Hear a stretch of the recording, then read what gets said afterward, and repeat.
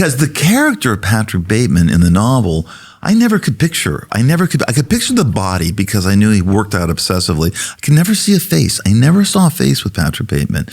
And, you know, there was at one point, Christian Bale had been fired from the movie and Leonardo DiCaprio had been hired. He was going to do it with Oliver Stone. And this was right after Titanic blew Leo up into a major movie star. And he was asking for $20 million a picture, and suddenly he was interested in American Psycho. Leo wanted to do it. But Christian Bale had been cast, but he was not a star. Nobody knew who Christian Bale was then. He hadn't done anything yet. And so the studio fired Christian Bale, fired Mary Herron, who had written the script and was directing the movie, and hired Leo. And so I thought, okay, sure. I love the way Christian looked as Patrick Bateman.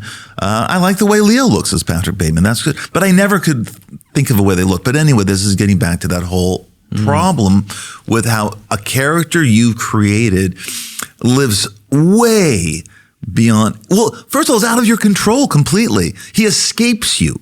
He escapes you and he becomes something else that you didn't intend, you didn't mean.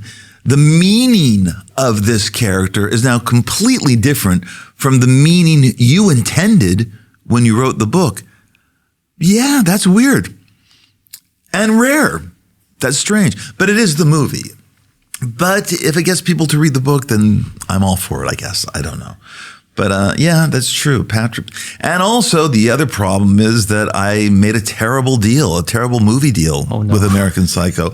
So I really, whatever ancillary, whatever Patrick Bateman writes, I've sold off in a deal that was fantastic for 1999 when we made the deal with the studio. And it was like a fantastic deal because no one else wanted it. There was only one studio was after American Psycho, and it was Lionsgate. Yeah. Lionsgate. And not only that, they had been optioning the book every year.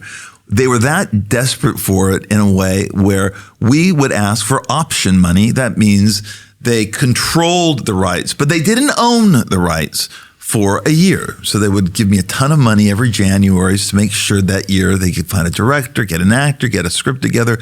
So it all together, was a lot of money, and the deal was great.